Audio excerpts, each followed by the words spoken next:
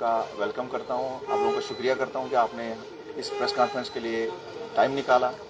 तो ये press conference इस सिलसिले में ऑर्गेनाइज की जा रही है कि पिछले कुछ हफ्तों से आपने देखा होगा कि जम्मू पुलिस जो क्रिमिनल्स के खिलाफ कितनी एक्टिव है, कितनी कार्रवाइयाँ आसपास आपने देखी होगी हो रही है। तो इसी सिलसिले को जारी रखते हुए कल शाम को रिंग रोड पे जम्मू पुलिस की तरफ से एक नाका लगा था एसएचओ मीरान साहब जयपाल शर्मा जी की क़यादत में। तो उसमें एक थार गाड़ी को हमने इंटरसेप्ट किया। तो उसमें से जो 2 क्रिमिनल्स थे जिनका नाम रघुनंदन केसर @ रघु RO मड और दूसरा जो क्रिमिनल था उसका नाम रजत रैना @ रिशु, वो भी मड के रहने वाले थे। उनको पुलिस ने थार गाड़ी में जो ट्रैवल कर रहे थे गिरफ्तार किया, थार गाड़ी को सीज किया गया। उसके बाद जब सर्च उनकी हुई तो उनसे 2 पिस्टल और 4 राउंड भी बरामद हुए। इसका मतलब है कि क्रिमिनल्स के खिलाफ कार्रवाइयाँ जारी है और साथ ही साथ जिनके पास भी इलीगल आर्म्स एमुनिशन है वो रिकवर करने की कोशिश हो रही है। तो इसी सिलसिले को आगे बढ़ाते हुए कल शाम हमने इन क्रिमिनल्स से 2 पिस्टल और कुछ लाइव कार्ट्रिजेज या एमुनिशन कहेंगे वो बरामद किया है। इस सिलसिले में कल हमें पहले एक कंप्लेंट आई थी कि सवरन पैलेस में एक फंक्शन चल रहा था मीरान साहब में, जिसमें कुछ गुंडे बदमाश आए थे, उन्होंने फायर किया था। तो उसी सिलसिले में FIR number 27/2025 under section 109/3/25 arms act हमने रजिस्टर किया था। तो अकॉर्डिंगली इन्वेस्टिगेशन टीम ने अपना काम स्टार्ट कर दिया एसएचओ साहब की क़यादत में।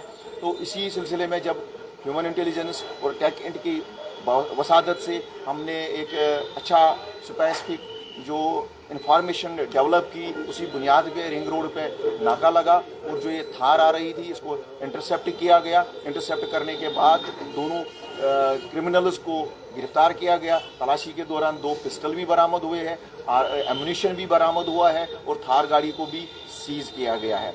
ये इस कमिटमेंट को दिखाता है कि पुलिस दिन रात क्रिमिनल्स के खिलाफ एक्टिव है और जो भी कानून को तोड़ेगा उसको उसकी सज़ा ज़रूर मिलेगी, किसी को बख्शा नहीं जाएगा। इससे पहले भी आपने देखा होगा कि फरवरी के पहले 2 जो हफ्ते थे उसमें भी 2 बड़ी कार्रवाइयाँ जम्मू पुलिस की तरफ से हुई थी।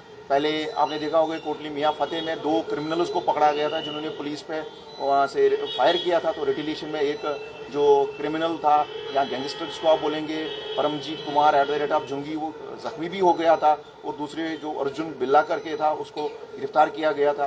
तो कार्रवाई पहले हफ्ते में ही हो गई थी। दूसरे हफ्ते में भी एक बड़ी कार्रवाई हुई जब रिंग रोड पे नाके के दौरान एक बोलेरो गाड़ी जो आ रही थी उसको पुलिस ने इंटरसेप्ट किया। तो वहाँ पर क्रिमिनल्स ने पुलिस पे फायर करने की कोशिश की, फायर किया।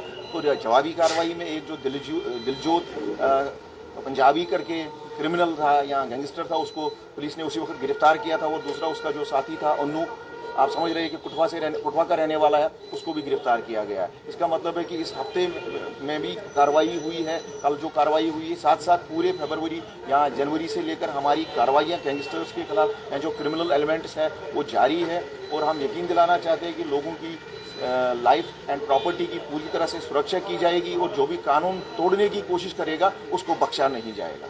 सर, आपने कहा कि जो फायर किया था ये वही लोग हैं या ये दूसरे लोग हैं?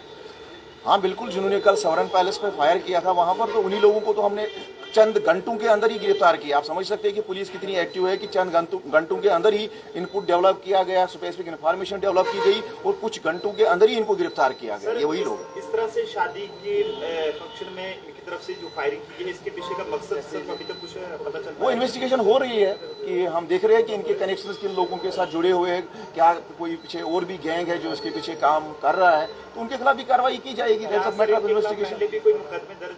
वो भी हम इसमें देख रहे हैं कि अभी हमारी तरफ से बाकी पुलिस स्टेशन के साथ भी कम्युनिकेशन हो रही है कि इनका क्या क्रिमिनल बैकग्राउंड है, इनकी क्या क्रिमिनल इन्वॉल्वमेंट है। जैसे चीज़ें सामने आ जाएंगी आपके साथ शेयर किया जाएगा।